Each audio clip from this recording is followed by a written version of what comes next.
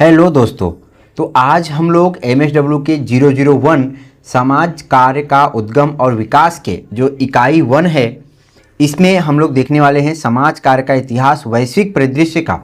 पिछले जो वीडियो में हमने समझा था 0.1 यानी कि उद्देश्य क्या है और प्रस्तावना क्या है, तो आज इसके आगे जो है 1.2 को जो है यूरोप और ओशिनिया में समाज कार्य की पद्धति क्या है, इसके बारे में हम लोग समझने वाले हैं। ये वीडियो थोड़ा सा लंबा हो सकता है आज का, क्योंकि इसका ये जो विषय है ये थोड़ा सा लंबा है।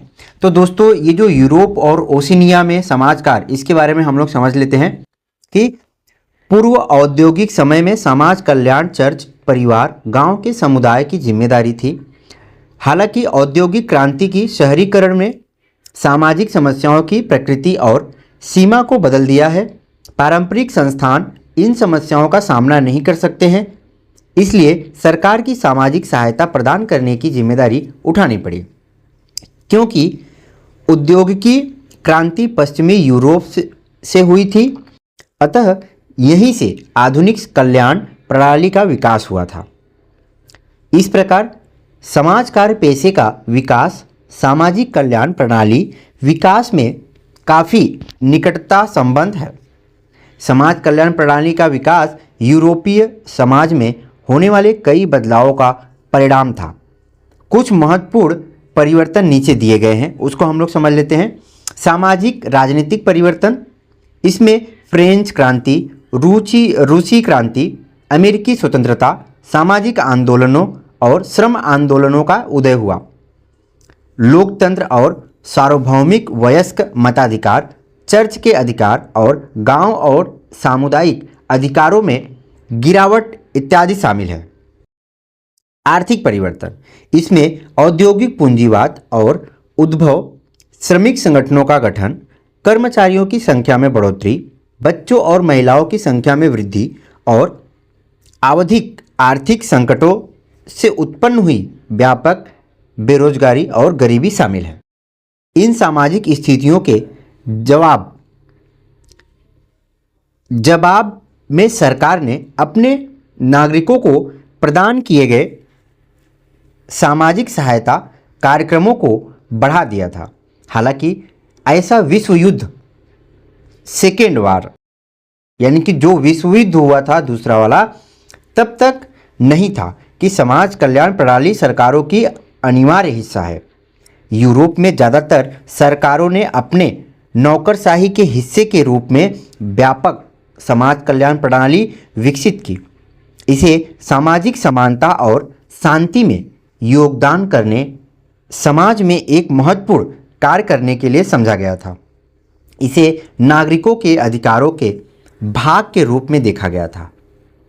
यद्यपि 1980 के दशक की शुरुआत में राजनीतिक परिवर्तन में एक बार फिर से इस प्रणाली को बदलाव लाए गए हैं, जैसे नए उदारवाद का उदय, भूमंडलीकरण, सामाजिक आबादी पर वित्तीय दबाव का बढ़ना, जनसांख्यिकी परिवर्तन इत्यादि। इन परिवर्तनों के कारण सामाजिक कार्य और समाज कार्यकर्ताओं की भूमिका भी बदल गई है। यूनाइटेड किंगडम, संयुक्त राष्ट्र जिसे बोला जाता है, संयुक्त राष्ट्र विश्व युद्ध, दूसरे विश्व युद्ध के पहले तक लगभग 2 शताब्दियों तक दुनिया में प्रमुख शक्ति थी।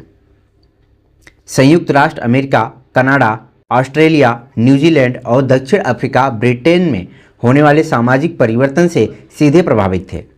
भारत, पाकिस्तान और बांग्लादेश सहित जैसे कई देशों जैसे कि श्रीलंका, मलेशिया और कई अफ्रीका देश औपनिवेशिक साम्राज्य के हिस्से थे। इन देशों में भी ब्रिटिश और सामाजिक राजनीतिक प्रभाव व्यापक है और इन देशों को सदकों के बाद अपनी स्वतंत्रता प्राप्त हो रही है। इसलिए ब्रिटेन की सामाजिक प्रणाली और समाज कार्य का अध्ययन महत्वपूर्ण है। संयुक्त राष्ट्र ब्रिटेन में समाज कल्याण के महत्वपूर्ण स्थान, समाज के राजा, इंग्लैंड के राजा जॉन ने 1215 में मैग्ना कार्टा पर हस्ताक्षर किया था, जिसमें कुछ मानवाधिकारों को स्थापित किया गया था सिर्फ बड़प्पन के लिए। 1601 में एलिजाबेथन गरीबी कानून अधिनियम के गरीबों, ज़रूरतमंदों के लिए सेवाओं और भुगतान करने के लिए करों को बढ़ाने और जिनको कई पारिवारिक समर्थन नहीं था उनकी सहायता निम्न प्रकार से की गई। असमर्थ गरीब, वृद्धा, पुरानी बीमारियों से ग्रसित, अंध और मानसिक रूप से बीमारी, जिन्हें आवासीय देखभाल की जरूरत थी, को स्वैच्छिक दान घरों में समायोजित किया गया था। दूसरे नंबर पर है समक्ष शरीर गरीब जो भागे हुए या कामचोर थे, जिन्होंने काम करने से इनकार कर दिया था, उन्हें सजा के रूप में सुधार घर रखा गया था। फ्रेजर 1984। इस कानून ने इंग्लैंड के अमेरिकन उपनिवेशों को भी प्रभावित किया गया था। फैक्ट्री अधिनियम 1933 और फैक्ट्री संशोधन अधिनियम 1947 के द्वारा कारखानों में बच्चों और महिलाओं की कामकाजी उपस्थिति को विनियमित किया गया था। 1843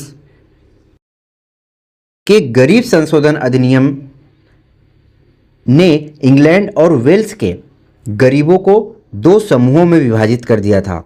योग्य गरीब, इसमें कौन कौन आता है? बुजुर्ग, बीमारी, असक्षम लोग, अनाथ और विधवाएं, जो धर्मार्थ और स्वैच्छिक संगठनों से वित्तीय और व्यापारिक सहायता प्राप्त करते थे।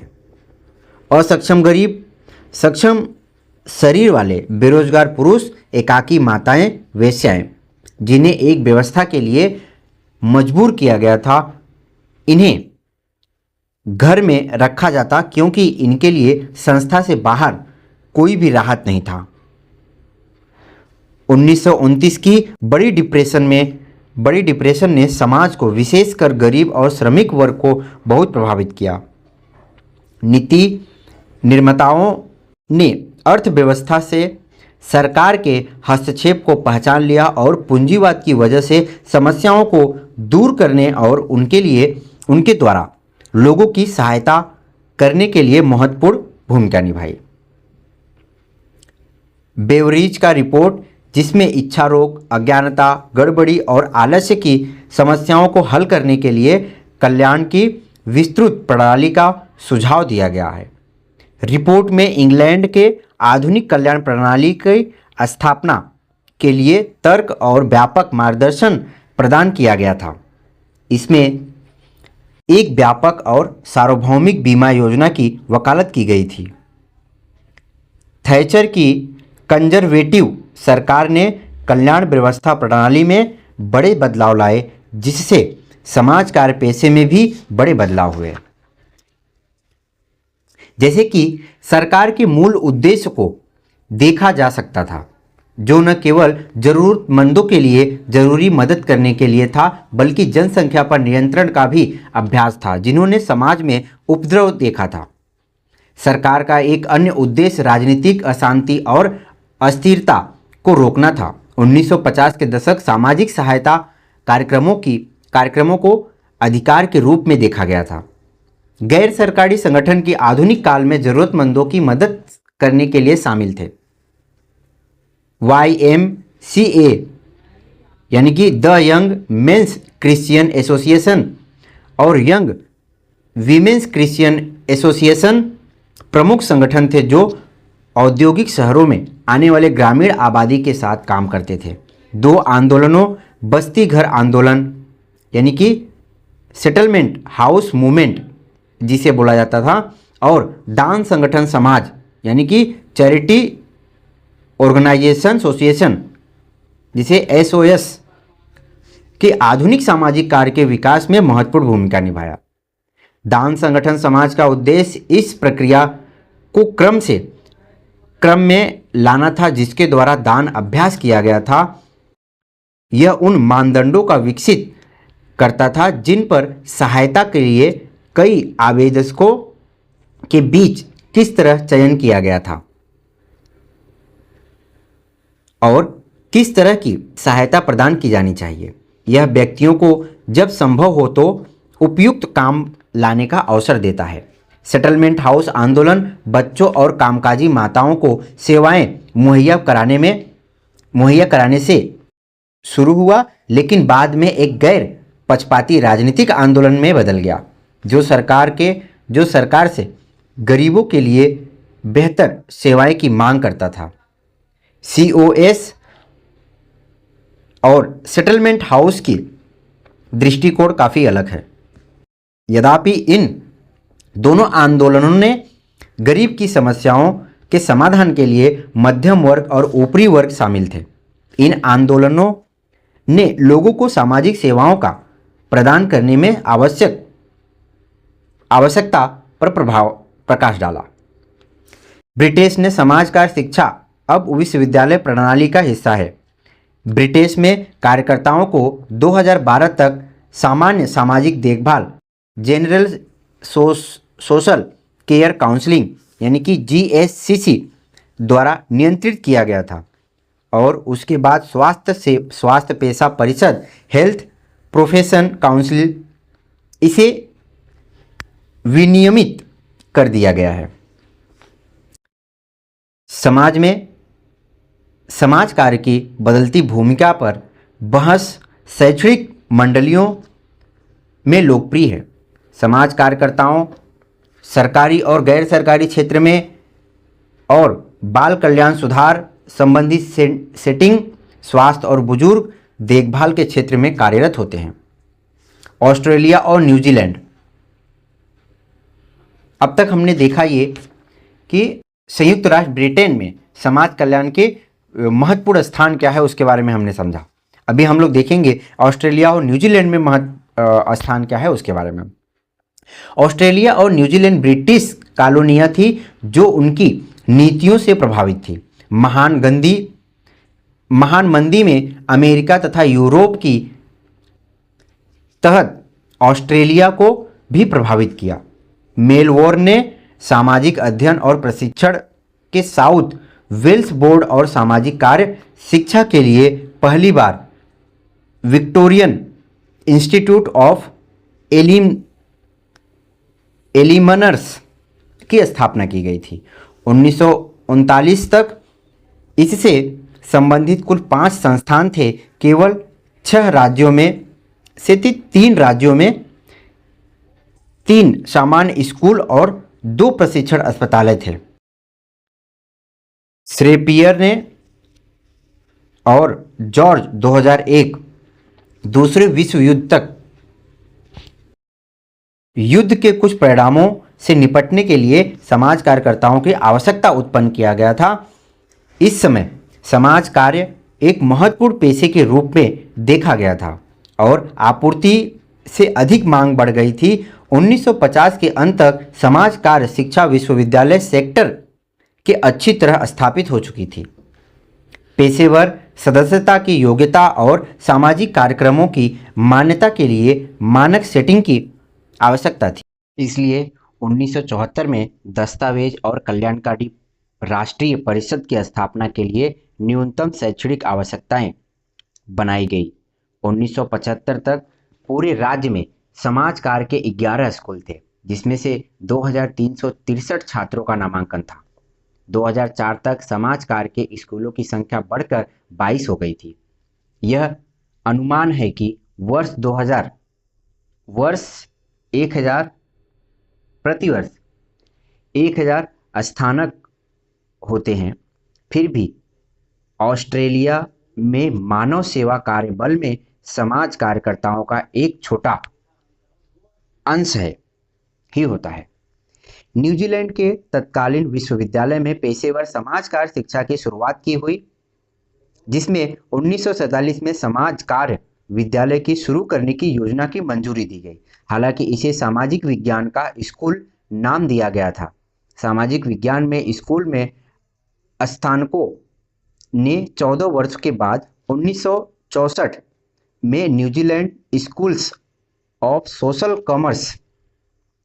वर्कर्स के गठन में नेतृत्व की भूमिका निभाई। 1972 में New Zealand school of social workers ने सरकार से नई सामाजिक सेवा वितरण व्यवस्था शुरू करने की आग्रह किया, अर्थात बाल कल्याण विभाग के एकीकरण और आय सहायता सेवा और स्वतंत्र मंत्रालय के तहत समाज कल्याण विभाग डिपार्टमेंट ऑफ सोशल वेलफेयर की स्थापना किया गया। समाज कल्याण विभाग प्रभावी सामाजिक कल्याण नीतियां और सामाजिक कल्याण सेवाओं के विकास और प्रशासन के लिए बनाया गया था। 1973 में समाज कल्याण विभाग द्वारा समाज कार्य, शिक्षा और प्रशिक्षण पर सुझाव प्राप्त करने के लिए New Zealand social work training counselling की स्थापना की गई थी। अभी रूस में समाज कार्य को 1991 में एक पेशा और शैक्षणिक कार्यक्रम के रूप में प्रस्तावित किया गया था। लंबे समय में अस्थायी आर्थिक संगठन के दौरान महत्वपूर्ण राजनीतिक सुधारों और बढ़ाने सामाजिक भेदभाव के साथ इसका उद्गम हुआ था। साम्यवादी रूप के बाद अन्य पेशे के साथ समाज कार्य को पेश किया गया था, जब यह कम्युनिस्ट देश में एक लोकतांत्रिक पूंजीवादी देश में बदल रहा था। 1990 के दशक में श्रम और सामाजिक विकास मंत्रालय, शिक्षा मंत्रालय और स्वास्थ्य देखभाल आदि मंत्रालयों ने विभिन्न प्रकार की सामाजिक सेवाएं शुरू की। 4 प्रकार के सामाजिक कार्य प्रोग्राम रूस में उपलब्ध है, जैसे कि 5 वर्षीय सोशल प्रोग्राम जो रूसी पारंपरिक शिक्षण प्रणाली का आधारित होता है। कुछ विश्वविद्यालयों में 4 स्तरीय स्नातक प्रोग्राम उपलब्ध है, जो 2 वर्षीय मास्टर प्रोग्राम जो 3 विश्वविद्यालयों में उपलब्ध है, और 2 वर्षीय मास्टर प्रोग्राम जो 3 विश्वविद्यालयों में उपलब्ध है। और प्राइवेट स्कूल में 1 वर्षीय अंतर्राष्ट्रीय स्नातकोत्तर प्रोग्राम उपलब्ध है। उदाहरण Moscow school of social and economic science. रूस में पीएचडी कार्यक्रम की सुविधा नहीं है। रूस में पीएचडी कार्यक्रम की सुविधा ही नहीं है, वहाँ पे पीएचडी होता ही नहीं समाज कार्य में। समाज कार्यकर्ताओं के शैक्षणिक और पेशेवर प्रशिक्षण अब रूस में सभी 120 उच्च शिक्षा संस्थानों में स्थापित किए गए हैं। यह ध्यान रखना बहुत जरूरी है कि रूस में सामाजिक कार्यकर्ताओं और पेशेवरों को बहुत कम भुगतान किया जाता है। उदाहरण के लिए समाज कार्य में एक विशेषज्ञ को $US में 540 प्रतिवर्ष वेतन मिलता है, जैसे कि जून 2003, जो एक नर्स के वेतन के बराबर होता है, और यह स्कूल शिक्षक के वेतन में 2/3 हिस्सा होता है। एक समाज कार्यकर्ता का वेतन $US 360 प्रतिवर्ष होता है। तुर्की 2002 में निजी विश्वविद्यालय यानी कि अंकारा में बास्केट विश्वविद्यालय ने स्वास्थ्य विज्ञान में संकाय के तहत समाज कार्य के लिए एक विभाग की शुरुआत की। यह 5 वर्षीय पाठ्यक्रम के रूप में जारी रहा। यह चर्चा है कि तुर्की में विशेष रूप से समाज कार्य पेशे की कोई आवश्यकता नहीं है। साम्यवादी दृष्टिकोण देश के लिए सबसे उपयुक्त मॉडल है। हसेटेप विश्वविद्यालय और बास्केट विश्वविद्यालय दोनों के समाज कार्य शिक्षा साम्यवादी दृष्टिकोण पर आधारित है। जो छात्र इन दोनों विश्वविद्यालयों से अपनी शिक्षा पूरी करते हैं उन्हें प्रधानमंत्री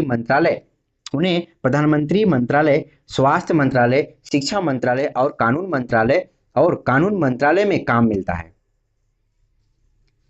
इसके अतिरिक्त उनकी पद स्थापना समाज सेवाएं और बाल सुरक्षा एजेंसी, विश्वविद्यालय, श्रम और मंत्रालय, सुरक्षा मंत्रालय, आपदा इकाई और सामाजिक संगठन और इसी प्रकार के अन्य संस्थानों पर भी होती है।